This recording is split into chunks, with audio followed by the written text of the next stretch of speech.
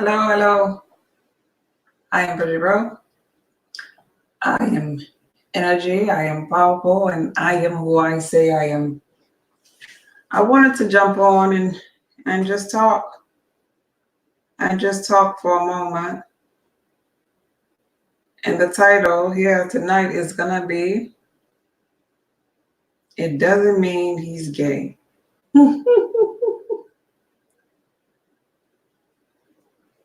It doesn't mean he's gay. Hello, hello. And the reason why I want to talk about this is because there's so much going on in the media pertaining to men, gay activities. I get that title from Tank. Tank commenting on that topic saying it doesn't mean he's gay. Let's see. Hello, hello, welcome, welcome. And I just wanted to talk about it. I wanted to talk about it because even though I'm not here to judge nobody for whatever they want to do with their energy, even though I am a speaker, I was lost for words for some of the things that I saw this week. You know, the barber with the oral sex video from the barber. Then we had the pastor giving the oral sex. Then we have Tank saying it's okay to give a man oral sex. So I wanted to talk about it. Hello, welcome, welcome. And the reason why, my take on it, and the reason why I wanted to talk about it is because at one moment in our journey, we have to practice discernment. We have to practice discernment, and things like this should slow us down, especially as women. This is the message that I want to leave. You know, if we think about this here collectively, pertaining to women, how sometimes, you know, they have these women that feel like, oh, I gotta have a man and I just want a man, and so they throw themselves on man. And this Tank guy and this barber guy, they could look really delicious on the outside. They could look really delicious on the outside, but look at the type of energy that they just showed you. I'm not saying that Tank, I don't know what Tank does, but the barber, for example, you know, two men practicing that. And for those women that don't have discernment and that feel so thirsty and want to be loved so bad, they can get caught up with that, because a bisexual man will let you practice any trick on them. And even for people in the industry, they'll let you practice that trick on them because they might be down for whatever. And I'm not here to judge anybody. I'm just here to bring awareness to it. And not only just that, for the women, the other thing that we need to be collectively aware of is the fact that this is like not just the only thing that's out here emasculating men, but we also have women that may have hormones that's out of balance, that's getting hysterectomies at really young ages. We have things in our food like maltodextrin and dextrose and soy and everything knocking us off our balance. It's so much from the food, from emasculating men to the independent woman syndrome, where it becomes a moment where you heighten your awareness that, you know, maybe there's a message going on here. Maybe we need to avoid these type of tactics that's being thrown at us that we see constantly, because the media in itself can steer, especially low frequency beings, the vulnerable beings, the ones that are in robotic mode. They could steer them and lead them off a cliff like it is nothing, just by them constantly seeing it, you know. So first of all, they'll some tactics, and this is like psychology, really. It's to make you feel comfortable. Hi, Carmika, welcome. It's to make you feel comfortable seeing men with the tight pants on. make you what they call the skinny jeans. Then it'll make you feel comfortable seeing two men in a relationship on TV. It'll make you feel comfortable accepting it in the school. And so in your mind, because you now feel comfortable with it, then now you're thinking in your mind that, oh, okay, it's okay. It's okay. I'm cool. You know, they're people too, which I feel as though they're people too, expressing themselves just at a different frequency, to each his own. But when you start to get programmed to think that, yeah, it's nothing if you do oral sex and you're a man one time to another, that begins to register to you, to your mental, for you accepting that.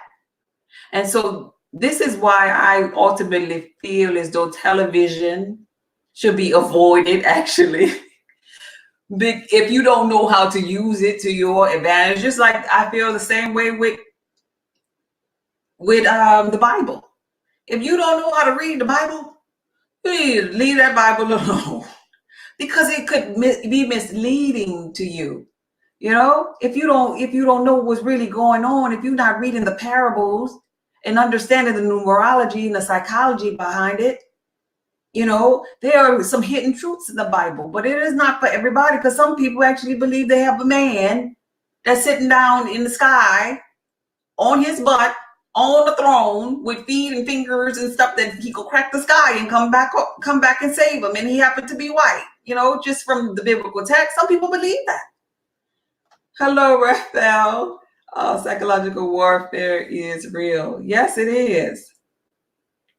Raphael, thank you. It is. And so I just wanted to come on here for women, and not just women, you know, for men too, because it has to be hard out there to be a black man, just a man, period, but a black man. When we have things like this going on, and like I said, I felt so speechless hearing about this, because I was out of the loop. I don't watch low frequency stuff like this here, but so many people was telling me about it, and it's just like an ongoing thing. And I just wanted to briefly just share and talk about it. Kamika said my television stopped working for weeks now, and I've been doing fine without it. I get better sleep. Definitely. Because even if we're talking about something as simple as watching the news, do you realize we are creating this thing? We are creating this news. We are creating the weather. You know, for example, they sit up there and tell you a 7-day forecast, and everybody is watching the news. They know what the weather's supposed to be like, right? But it is the energy. Like I said, all things are energy. It is the energy of everybody that's sitting there watching the news, that know in their mind that on Wednesday, they had a little rainy day scheduled on that 7-day broadcast. So everybody in their mind collectively thinking, yeah, Wednesday, it's going to rain. And by you gathering up that energy, those thoughts, it's going to rain. You making that weather, that 7-day broadcast, be what it is, because they're gathering our energy from it. We are running this show. We are running this world. And so even with these, like, you constantly seeing men doing oral sex on each other, and the pastor with oral sex, or Pope First Lady, Lord, but that's been going on. I've been in the church for a long time, y'all. Stuff like that been going on. But you see this stuff, and then they get the celebrities who be in on this little strategy to make you say, oh, it's okay. It's okay. Hi, Isaac. How are you, babe? It's okay. But I'm not saying that it is wrong for those people who are chiming in that are gay. But I'm not saying it is right either. All I am saying is that we need to practice discernment in the things that we do. And remember, you are who you say you are. And don't transform your energy to something that you are not. You know, and at the end of the day, it's a tactic that'll help depopulate the world, pretty much. Because without our black men, where we gonna have babies? How are we gonna do it? With us being women, as independent women, talking about we don't need a man. Well, what's gonna happen Nobody gonna have children no more. The world's not gonna evolve anymore. All of our energy just gonna become stagnated because nobody's attracted to the other sex anymore. So yeah, I totally agree. Homosexuality can and will cut the Black man out of existence if we let it. But we shouldn't let anything happen to our, that's the thing here. We shouldn't let anything happen to our energy. We shouldn't let anything outside of us transform our energy into something that we are not. I talk about how low we have fallen because I believe the core, I know to the core of who we are, that we are gods and goddesses here in this physical reality. And we have fallen far, really low, and don't remember who we are. But that's low. That's low to me. No judgment here, but that is low. That is low. What is that? Women can't make kids alone. That is low. And it felt sad. It felt sad to witness as a woman because I love the Black man. I look at the Black man as a god, as a king, as a provider, as a protector. I don't care if he wearing Tim's with a t-shirt on. I don't care if he underneath the bridge talking to himself. I don't care if he's a millionaire and bougie and probably don't even speak to me. I don't care where he is in his physical reality. When I look at him, I admire him. There's a piece of him that I could find good in, that I could find hope in, because he reminds me of my father. He reminds me of my children. He reminds me of the Black men in my physical reality that I do love and I do have respect for.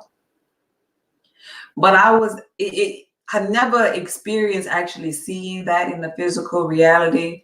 Another Black man doing oral on another Black man.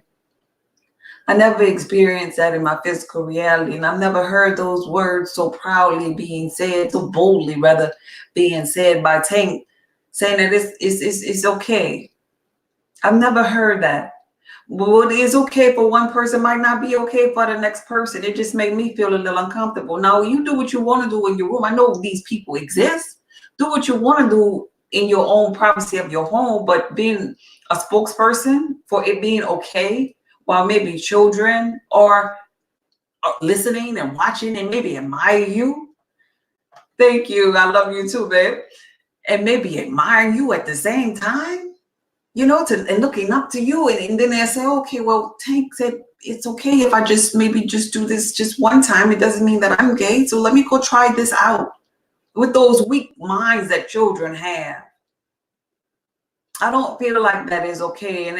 And we come to a point in our journey where we as mothers, you know, we should be watching what our children watching, because I know it's some technology is so much that our children have phones and stuff, but every now and then you could at least talk to them and not allow our children to be raised by these devices, because they have so much, they getting it. They know about sex. They know about bisexual activity. They know about, you know, oral things. They know about stuff that we didn't know nothing about. We was playing hopscotch when we was younger. These children are doing hopscotch right now in this physical reality. It is so real. And even for people who are healers and stuff, you know, healers and empath type people, you know, for me, myself, in my physical reality, one thing that I noticed as a woman,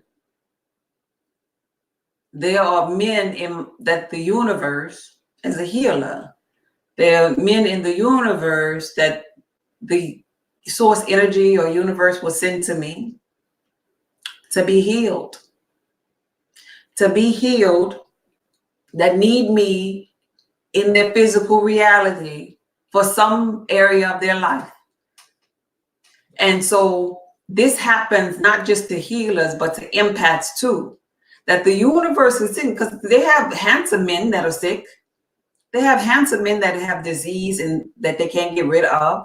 They have handsome men who are gay, and you don't just know this by instantly speaking to these people. Some, you know, some people be on like the down low per se. And so when you're an empath or a healer and the universe is constantly sending people your way, I want to forewarn the empath out there not to get your feelings involved with people that the universe is sending to you, because you might be their healer, that part of the story, and for them to move on just because they look fine and they smell good. So say, for example, all the handsome men that came my way that I have helped in their journey, if I was so emotional, was in a place where I'm just thirsty chick that just need a man so bad, that could have very well been something detrimental to me, because I receive a lot of people that need me in a mental way or as far as their health is concerned. And so I just wanted to remind you all about that too, because that is very important to pay attention to in your physical reality if you're a healer or empath. And for these children too as well, and for us to evolve as well, because we can't evolve if we're not repopulating, you know, if the energy is not being transformed. If it just stops, then what is going to be here left in the physical reality? I know wholeheartedly that is not going to happen, because the real powers that run in this world have that in control. But it's something that you in the physical, or we in the physical, need to pay attention to, provide guidance to our children, to make sure that they're headstrong, because these children are so vulnerable out here, especially if you have them children that's just constantly on their phone and on the computer, and we're not engaging with them at dinner. We're not engaging with them when they come home and making them put the phone down and say, talk to me. And we don't know where they've been and who they've been with, you know, because it's been a different time. But just be mindful. I just wanted to come on and just share that with you all, to be mindful, because it does matter. It does matter. It does matter. And it does mean that he is potentially gay. It does. It does. It does. The world we live in. Remember, your energy, you're powerful, you are who you say you are, and be blessed, babe. Be headstrong, no matter what. Let's see. Wait, before I go away, Raphael says it's on the radio, TV billboards throughout our community. And as a father, I had to explain things like homosexuality at a very young age, because I realized the society he's born into had a plan for him, and that his father would not let this into his mental. Good job. Job well done. I'm hopeful that other fathers will be doing that with their children after stuff like this is going on. Take care of those children. Be blessed, guys.